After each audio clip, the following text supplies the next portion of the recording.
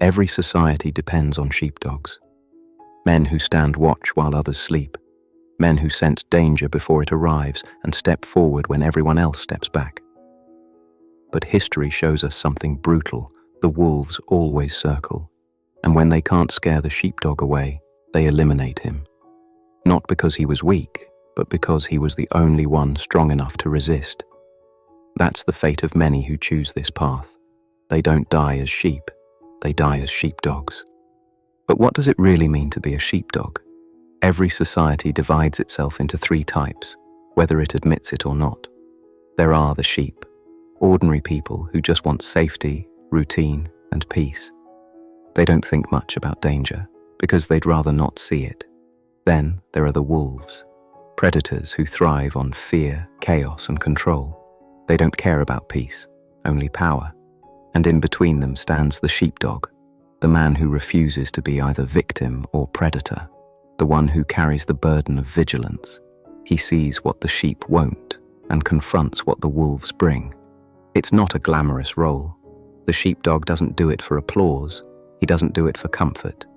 He does it because without him, the sheep are defenseless and the wolves are free to feed. The sheepdog's very existence is a rebuke, proof that resistance is possible, proof that the wolves can be stopped. And that's why he becomes the first target. The wolves don't waste energy tearing into the flock first. Sheep aren't the threat. They're easy prey. The real danger to the wolves is the man standing guard, the sheepdog. So the wolves always aim for him first. If they can silence the protector, the rest of the flock falls in line without a fight. Sometimes the wolves use fear. They circle, they growl, they lunge just close enough to intimidate.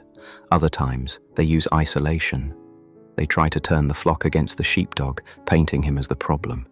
He's too aggressive, he's too paranoid, he's disturbing the peace, and often, the sheep, desperate to feel safe, believe it. They would rather blame the man who warns them than face the reality of the danger outside the fence. But when fear and isolation fail, the wolves escalate.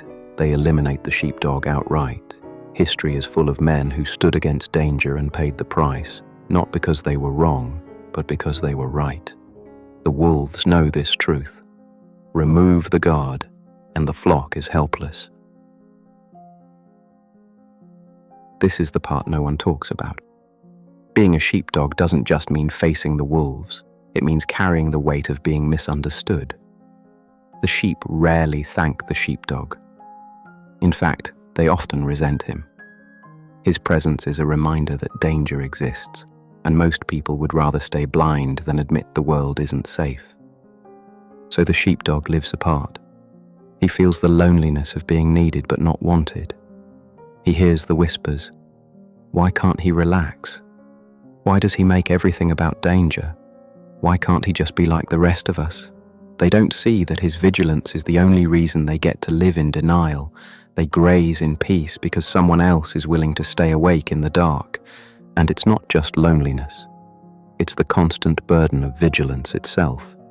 A sheepdog can never fully rest, never fully belong. His mind is always half on the horizon, watching the shadows. It's exhausting. It ages him before his time. And yet, he can't put the burden down, because if he does, the flock pays the price. Here's the irony. The sheepdog doesn't just face wolves. Sometimes he faces the very flock he protects. Sheep don't understand his vigilance. To them, the world feels safe because they've never seen what lurks in the dark. So when the sheepdog raises the alarm, they accuse him of overreacting. When he stands firm, they call him rigid. When he confronts the wolves, they whisper that he brought trouble on himself. In their fear, the sheep sometimes turn against the sheepdog. Not because they truly hate him, but because his presence reminds them of a truth they'd rather ignore. Safety isn't free. They cling to the illusion that peace is permanent, and anyone who challenges that illusion feels like the real threat. The wolves understand this perfectly. They know they don't need to fight the flock. All they need to do is isolate the sheepdog, and sometimes the sheep will help them do it. That's the cruelest part of the role. To give everything for a flock that may never understand. to bleed for those who may never even realize the danger you saved them from. The sheepdog protects, even when the sheep don't see, don't care, or don't believe. The wolves don't fear the sheep. They never have. A flock without a defender is easy prey, scattered, panicked, helpless. What the wolves fear is the sheepdog, the one figure who can sense their presence before they strike, the one willing to bare his teeth in the face of danger, the one who breaks the illusion that the wolves are unstoppable. That's why the sheepdog is always the first target. Wolves know that as long as he stands, the flock has a chance. He is the obstacle, the wall between hunger and feast.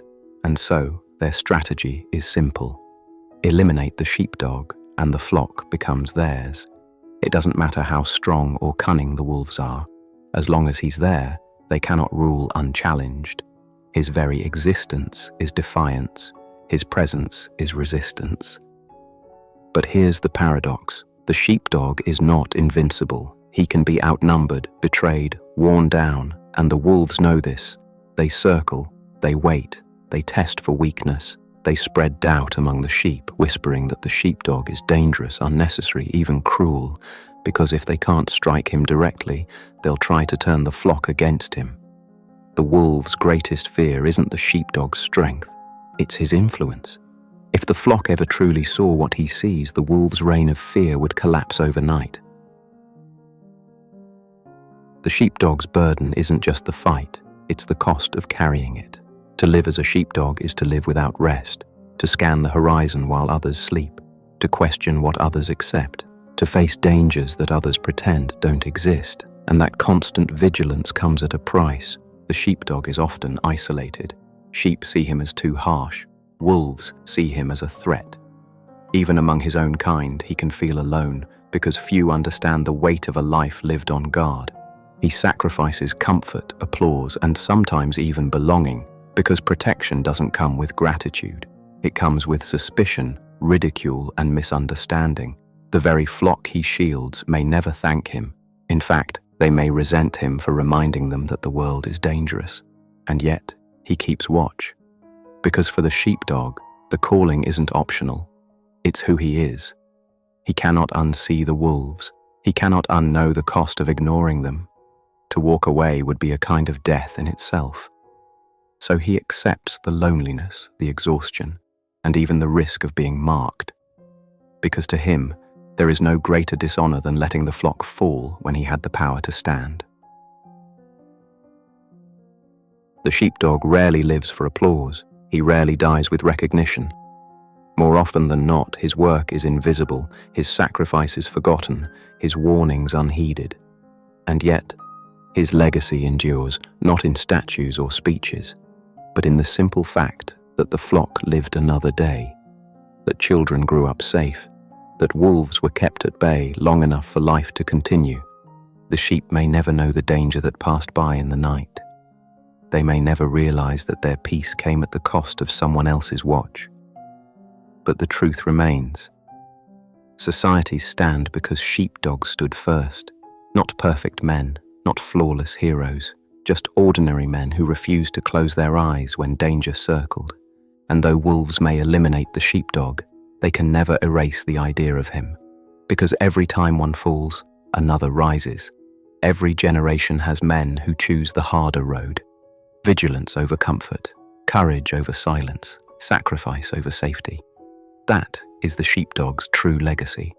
Not that he was never hunted, not that he was never broken, but that he stood anyway, knowing the cost, and paid it without hesitation. The wolves will always circle, the sheep will always graze unaware. But as long as there are sheepdogs, even a few, there will always be resistance. And in that resistance, there is hope.